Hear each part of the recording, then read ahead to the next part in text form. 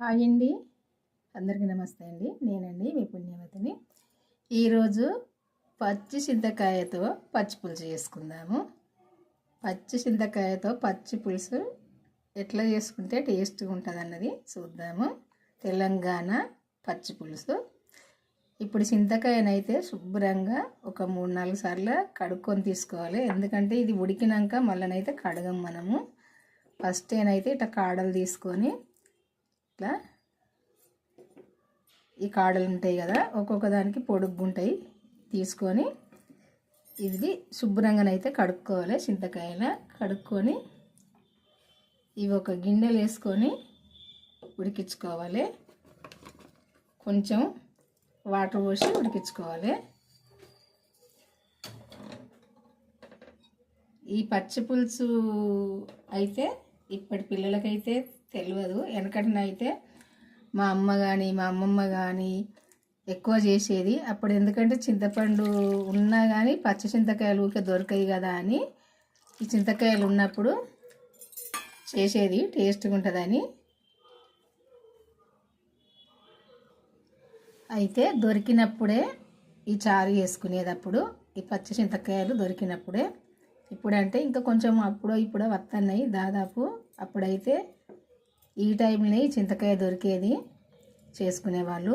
ఈ పచ్చి చింతకాయల చారు ఈ మల్లన్న దేవుళ్ళకు ఎక్కువ ఇష్టము. వాళ్ళకైతే పట్నాలు వేసుకున్నా బోనాలు చేసుకున్నా ఈ పచ్చి చింతకాయలు చారే చేసేది.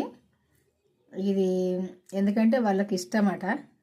అయితే ఈ చింతకాయలతోటే చేసేది. అప్పుడు అది చిన్నగా ఉన్న ఓనగాయ ఉన్నా కానీ చేసేది, ఇంత పెద్దగా కాకుండా కానీ ఆ దేవుళ్ళకి ఇష్టమని చిన్నగా ఓనగాయ అప్పుడు ఉంటుంది కదా, ఓనగాయ కూడా ఉడకబెట్టి అయితే చేసేది. ఆ దేవుళ్ళ మందం అన్న పళ్ళ మందం, అదే బోనాలు వేసినాక పళ్ళు పెడతారు కదా, అంత మందం అయితే చేసేది. నేను చిన్నప్పుడైతే మా అమ్మ అట్లా చేసేది.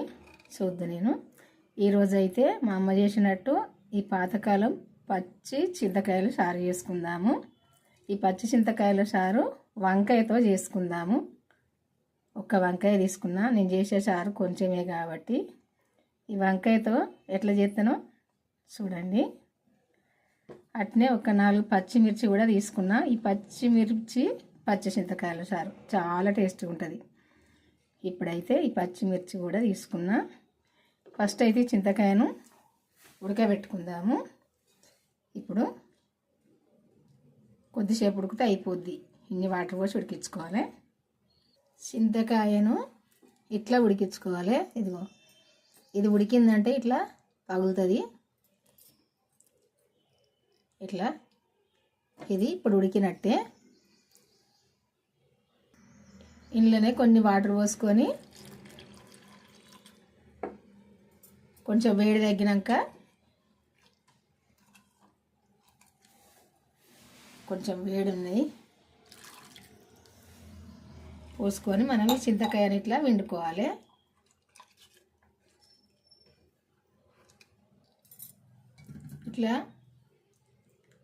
ఇట్లా వండుకున్నాక ఒక గిన్నె తీసుకొని ఇందులో అడగోసుకోవాలి. ఇట్లా వడకట్టుకోవాలి.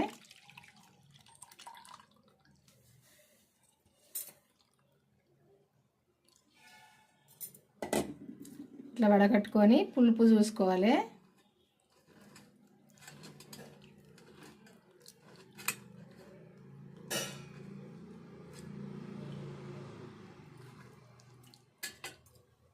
ఇందులో ఇంకా కొంచెం వాటర్ పోసుకుందాము. ఎందుకంటే ఇదంతా కూడా ఇట్లా కలుపుకుంటే అందులో పడుతుంది.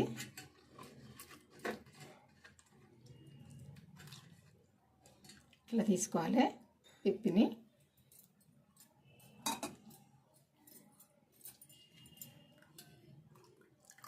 చారు ఈ పడి చిక్కగా ఉంటే సరిపోద్ది. ఇంత చిక్కగా ఉన్నదంటే పులుపు సరిపోద్ది. స్టవ్ వెలిగించుకొని వంకాయను ఇట్లా కాల్చుకోవాలి. ఊళ్ళలోనైతే నిప్పులు ఉన్నప్పుడు, ఎందుకంటే నిప్పుల మీద కాల్చుకునే వాళ్ళు. ఇప్పుడు ఎవరైనా నిప్పుల పోయి ఎవరు అంటు పెడతలేరు కదా కట్టెలతో. నిప్పులేం లేవు, స్టాండ్ వేసుకొని ఇట్లా గ్యాస్ విన్నే కాల్చుకుంటారు. నా దగ్గర స్టాండ్ లేదు. ఇట్లనైతే కాల్చుకోవాలి.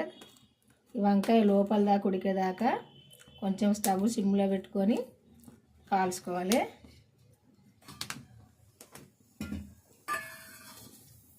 ఈ వంకాయ చారు అయితే మంచిగా ఉంటుంది, టేస్ట్గా. ఈ పాతకాలం వంటలే కదా మంచిగా ఉండేది. ఇప్పటి వంటలు అంతేమో రుచిగా ఉండలేవు. అప్పుడు చేసిన వాళ్ళు అప్పటి వంటలే, ఆ పెద్దవాళ్ళు చేసినవే మంచిగా ఉండేది టేస్ట్గా. ఈ మిర్చిని కూడా మంచిగా దూరంగా కాల్చుకోవాలి.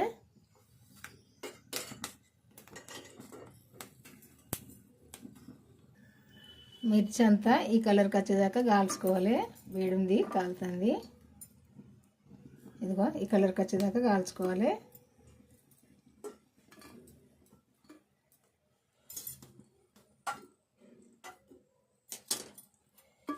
ఇట్లా కాల్చుకోవాలి. ఈ వంకాయను కూడా మంచిగా ఉడికేదాకా, లోపల దాకా ఉడికేదాకా మంచిగా కాల్చుకోవాలి. ఈ వంకాయ కాలింది ఎట్లా తెలియాలనుకుంటే, కాలిందంటే వంకాయ ఇట్లా పగులుతుంది, పొట్టు కూడా ఇట్లా వస్తుంది. ఇది ఉడికి మొత్తం ఇట్లా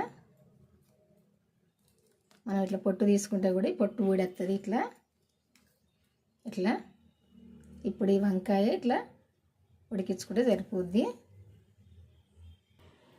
ఇవన్నీ కూడా ఇప్పుడు ఈ చారులు వేసుకోవాలి. ఈ పచ్చిమిర్చి వంకాయ అయితే నేను ఫస్టే కడిగిన, తర్వాత మళ్ళీ కడగలేము కదా.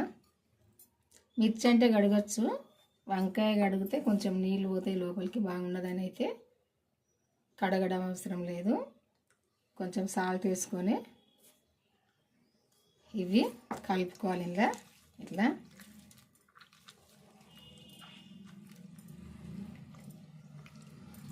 ఈ వంకాయను ఈ పచ్చిమిర్చిని మంచిగా ఇట్లా కలుపుకోవాలి.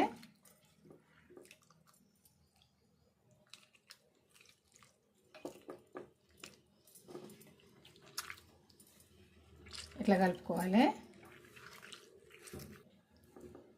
ఇట్లా కలుపుకున్నాక ఇవి మనం ఇందులో ఉంచుకోవచ్చు, లేకుంటే తీసి పక్కకు పడేసుకోవచ్చు, అది మన ఇష్టము. కొంచెం పెద్ద పెద్ద అయితే తీసేద్దామని తీసేస్తాను నేను.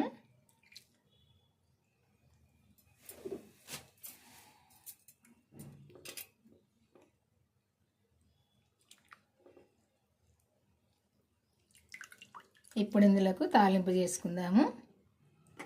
ఈ తాలింపుకు సరిపోని నూనె పోసుకొని ఇప్పుడు తాలింపు చేసుకుందాము. జీలకర్ర వేసుకొని, ఆవాలు వేసుకొని, ఎండుమిర్చి 2 వేసుకొని, ఈ మిర్చి, ఈ జీలకర్ర, ఆవాలు కొద్దిగా మంచిగా గోలినాక ఇప్పుడు కరివేపాకు వేసుకుందాము.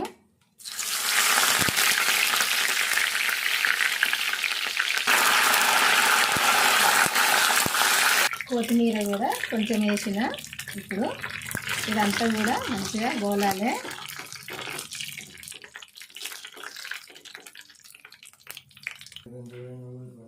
పసుపు వేసుకుందాం. ఇప్పుడు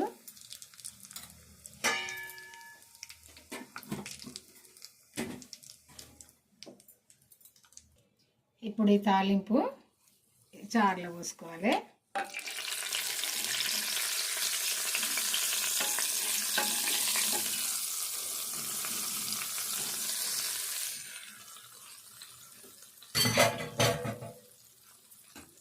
చారు అయితే అయిపోయినట్టే. ఇప్పుడు ఉల్లిపాయలు వేసుకోవాలి చారులో.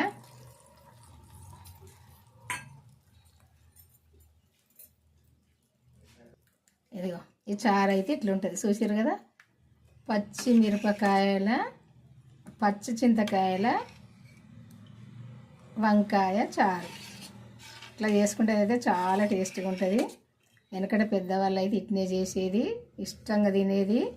అప్పుడు మక్క గడక కదా, గడకలను అయితే పోసుకొని ఇష్టంగా తినేవాళ్ళు. పప్పు వేసుకొని చారు పోసుకొని చాలా కమ్మగా ఉంటుంది ఇట్లా చేసుకుంటే. మీ అందరికీ నచ్చింది అనుకుంటే, ఇది నచ్చితే మరి లైక్ చేయండి, తొందరగా లైక్ చేసి మీరు కూడా చేసుకోండి. మీకు తెలిసిన వాళ్ళకి కూడా షేర్ చేయండి, కామెంట్ కూడా పెట్టండి. ఇట్లా ఉంటుంది. ఎట్లా చేసుకోవాలనుకుంటే మన ఛానల్కి వెళ్ళి చూడండి, ఎట్లా చేయడం అన్నది మీకు తెలుస్తుంది. వీడియో అయితే చివరి దాకా చూడండి. బాయ్ అండి, ఉంటా మరి. మన ఛానల్కి సబ్స్క్రైబ్ చేసుకొని వాళ్ళంటే చేసుకొని నేను పెట్టిన వంటలు చూసి మీరు కూడా చేసుకోండి.